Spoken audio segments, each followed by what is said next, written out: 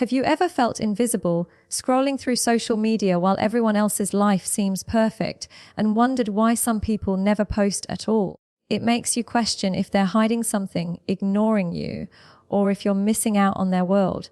But what if the truth is completely different? What if someone's silence online isn't about secrecy or rejection, but about peace, boundaries, and emotional strength? Today, we're going to uncover what it really means when someone never posts on social media, and why their quiet might actually be more powerful than you think. When someone never posts on social media, the first assumption people make is that something is wrong, that they are insecure, antisocial, hiding their life, or lacking confidence. But psychologically speaking, the opposite is often true, because people who are emotionally self-contained don't feel the urge to constantly externalize their experiences for reassurance. They don't need likes to confirm joy or comments to validate pain. They experience things fully without rushing to document them, and that ability comes from inner stability, not emotional emptiness. Research in behavioral psychology shows that individuals with a strong internal sense of self rely less on external validation, meaning their self-worth is not negotiated daily through algorithms or public reaction. They don't measure their happiness by engagement metrics.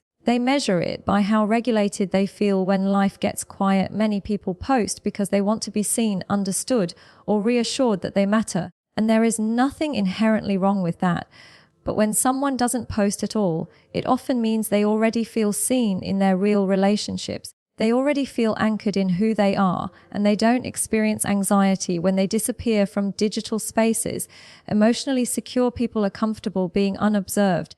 They don't feel the need to prove they are living well, because they know it internally. They don't broadcast milestones because fulfillment for them is private. Not performative. Silence online can also indicate a strong nervous system, because constantly posting, scrolling, and reacting keeps the brain in a state of stimulation, while choosing not to engage reflects awareness of mental health, attention economy, and emotional energy. People who opt out often understand that peace is fragile and attention is finite, so they guard both carefully. They know that every post invites interpretation, judgment, comparison, and projection, and they simply don't want strangers narrating their life. There's also a deep level of maturity in not needing to explain yourself publicly. Someone who doesn't post doesn't feel obligated to justify their happiness, sadness, success, or struggles. They don't curate an identity for consumption. They live their identity. They allow experiences to remain unfinished, unedited, and real, and that requires confidence, because it means being okay with not being perceived, not being applauded, and not being constantly remembered. So when you meet someone who never posts, don't rush to assume they lack depth or confidence. Consider that they might be deeply present, emotionally regulated, and uninterested in outsourcing their self-worth to an audience, because sometimes silence isn't absence, it's containment, discipline, and emotional independence. Privacy is often misunderstood in a culture that rewards exposure, because when someone doesn't share their daily life, emotions, relationships, or achievements online, people rush to label them as closed off, distant, or emotionally unavailable. But privacy is not emotional poverty, it is emotional structure. It is the ability to decide what deserves access and what does not. And psychologically healthy people understand that not everything meaningful needs to be witnessed to be real. A boundary is a sign of self-awareness, not secrecy. When someone chooses not to post, they are exercising discernment. They are deciding that their inner life is not public property, that their relationships are not content, and that their healing does not require spectators. This reflects emotional intelligence, because it shows they know where they end and the world begins. They are not fused with public opinion, and they are not dependent on strangers to mirror their worth. In therapy and attachment research, strong boundaries are associated with secure attachment, meaning the person feels safe within themselves and does not need constant reassurance from the outside. Oversharing, on the other hand, is often linked to anxious attachment, where validation is sought to soothe inner uncertainty.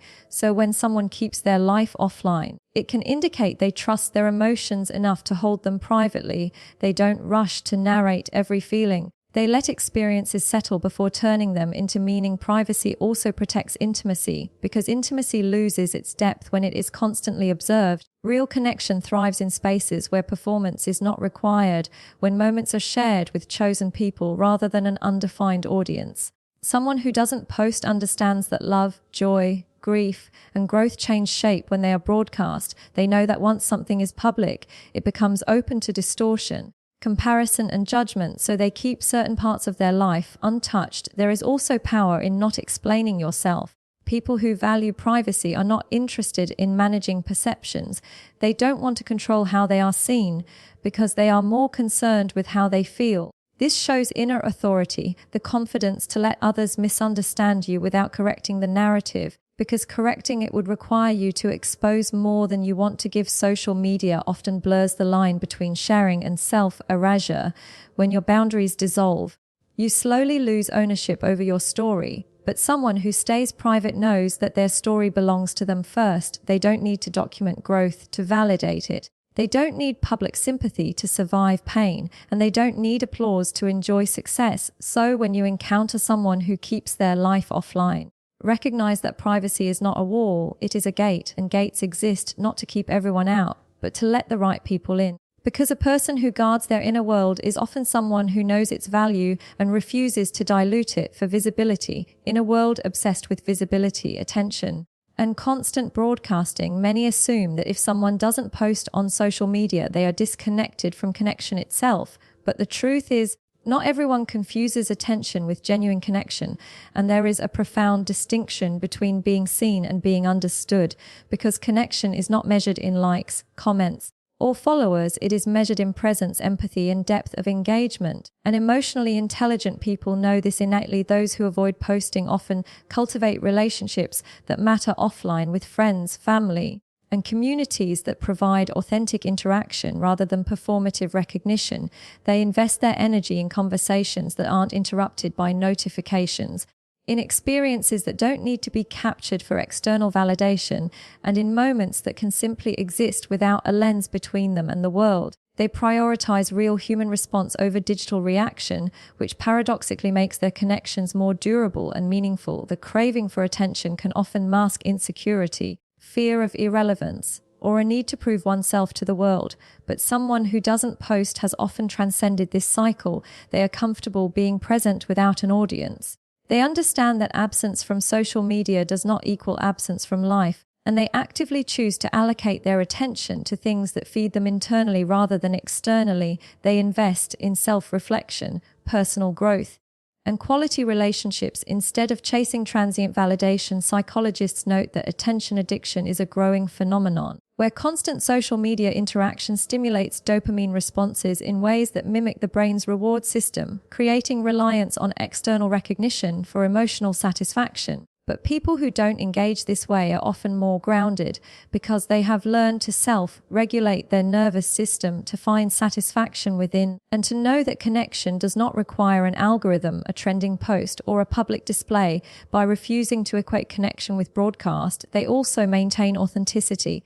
Because every post on social media is inevitably a form of curation, a choice between what to reveal and what to hide, and in that curation, something is always lost, a nuance, a struggle, an imperfection. While those who refrain from posting allow their lives to remain raw and unedited, they embrace vulnerability in private spaces. They speak their truths to those who truly matter, and they resist the pressure to perform intimacy for an indifferent audience. Not confusing attention with connection also creates emotional freedom. Because they are not bound by the approval of strangers, they are not tethered to the highs and lows of digital engagement, and they are not compelled to validate others' perception of their worth. This allows them to nurture meaningful interactions, invest in long-term relationships, and be present in moments without interruption, knowing that true connection is invisible to the public eye, unquantifiable, and enduring. When you consider someone who never posts, understand that they are not disconnected. They are discerning, they are intentional, and they are committed to the principle that the most genuine forms of connection cannot be displayed. They must be experienced, cherished, and held in spaces free from the gaze of the world. The most fulfilled lives are often the least displayed because fulfillment is an internal experience, not a public performance, and people who never post on social media frequently understand this instinctively. They know that satisfaction, joy, and contentment do not require validation from an audience, and that the pressure to share can sometimes dilute the very emotions one wants to preserve. They experience life fully in real time rather than waiting for it to be documented and approved by others. Fulfillment comes from aligning actions with values, investing energy in meaningful pursuits, and nurturing relationships that provide depth rather than breadth. And individuals who choose not to post online often do exactly that. They prioritize quality over quantity, substance over style, and experiences over exposure. They know that happiness is not amplified by likes or comments, but by moments of genuine presence, unbroken by the noise of digital engagement. People who live fulfilled lives offline often cultivate habits that nourish their mind, body, and spirit, such as reflection, reading, creativity, physical activity, and uninterrupted time with loved ones. These practices foster resilience and self-sufficiency, and they reduce dependence on external validation for emotional regulation, whereas social media can often create a cycle of comparison, envy, and distraction, which can undermine true contentment. So choosing not to post is sometimes a conscious strategy to protect mental and emotional well-being. There is also an element of intentionality in unshared lives, because when someone does not post, every action they take is for themselves first, not for an audience.